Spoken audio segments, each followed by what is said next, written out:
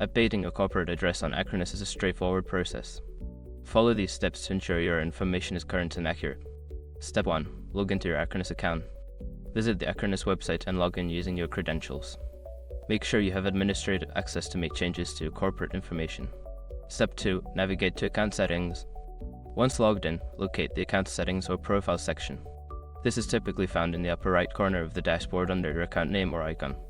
Step 3. Access company information. In the account settings, look for an option related to company or corporate information. Click on it to view your current address and other relevant details. Step 4. Update your address. Find the field that contains your current corporate address. Enter the new address information carefully, ensuring that all details are accurate and complete. Step 5. Save changes.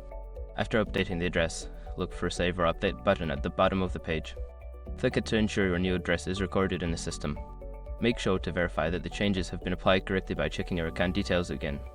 Keeping your corporate information up to date is essential for effective communication and service.